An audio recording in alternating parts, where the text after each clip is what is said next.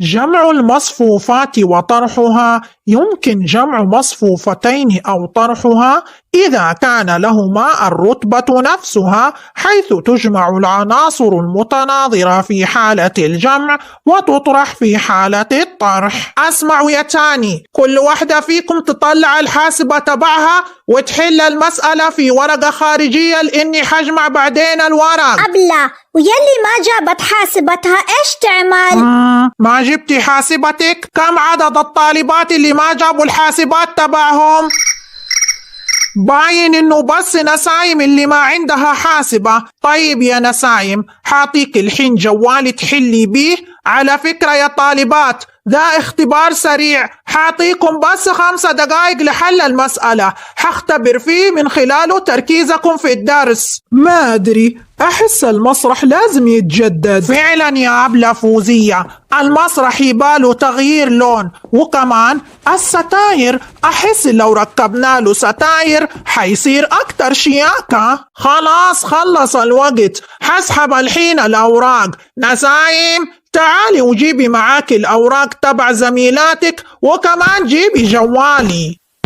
طبعا اليوم حصحح كل الأوراق، وبكرة حأعلن لكم عن نتيجة الاختبار. نسايم، كيف كان الاختبار معاكي؟ كان مرة سهل، تخيلي ما خليت سؤال إلا حليته، والفضل لله، ثم الشات GPT حل لي كل الأسئلة. يا حظك، انت على الأقل استخدمتي جوال أبلة منى ودخلتي على تطبيق شات GPT وحلل لك الأسئلة. أما أنا هي 3 أسئلة حليت بس سؤال واحد، والباقي ألفته أي كلام. تخيلي يا نسايم، الفترة الجاية كلها اختبارات، وحنا مشغولين في بيتنا لأنه عندنا ضيوف من الديرة وحيقعدوا عندنا تقريبا 3 أسابيع. وليه مصعبتها على نفسك يا وعد؟ ترى الموضوع ما يستاهل. من بكرة جيبي الجوال تبعك وافتحي على GPT واكتبي له أي سؤال في أي اختبار وهو يحل لك كل الأسئلة.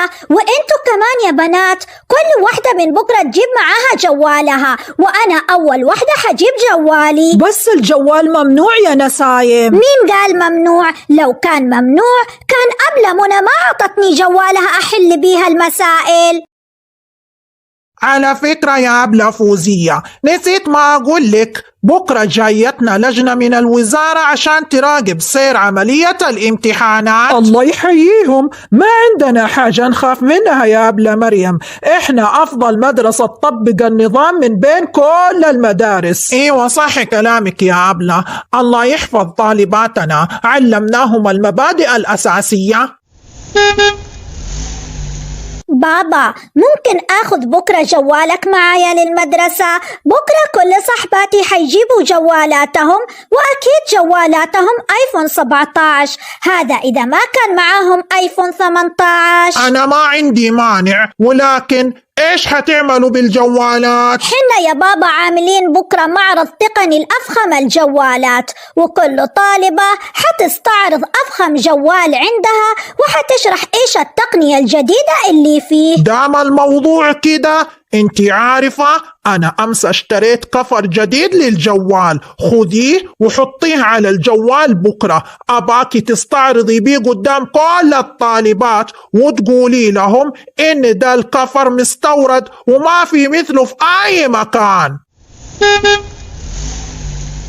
صنفت الأسماك في 3 مجموعات رئيسية: أسماك لا فكية، وأسماك غضروفية، وأسماك عظمية، اعتمادا على خصائصها الداخلية والخارجية.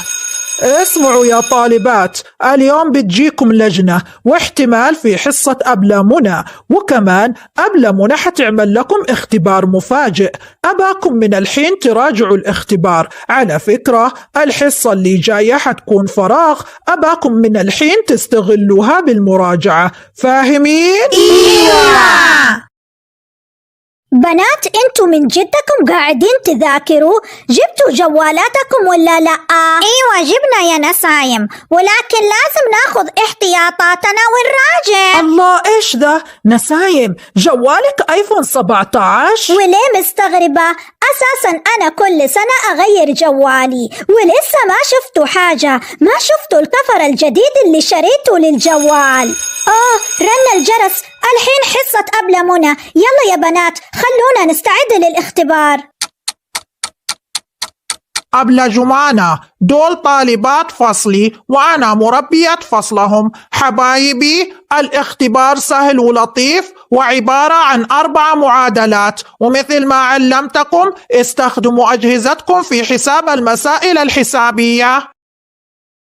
باقي من الوقت 5 دقايق. ايوه افتكرت يا تاني، أمس صححت أوراق الاختبار تبعكم.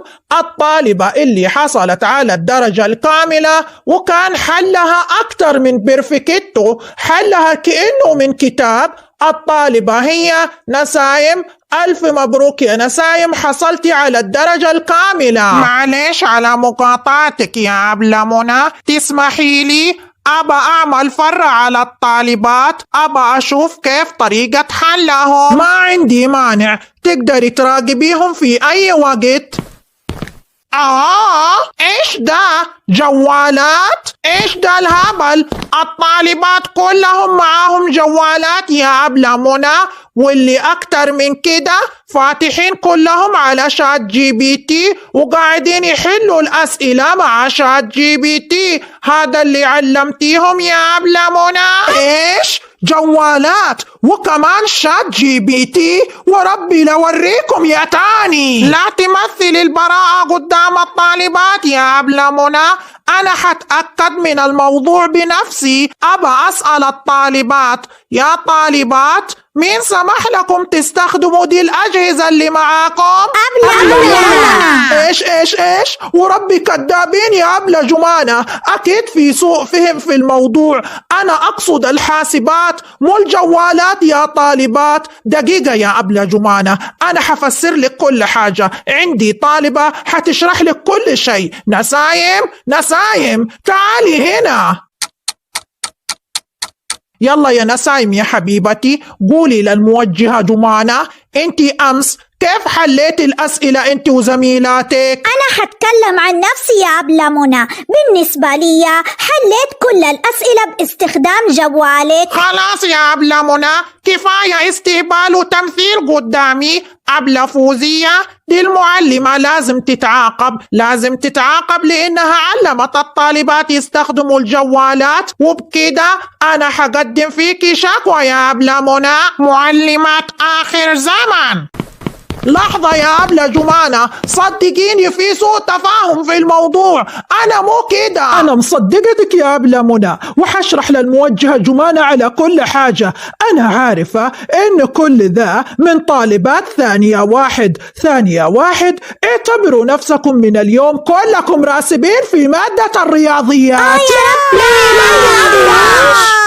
لا تنسوا حطوا لي لايك واشتراك عشان نصير مليون ونكبر.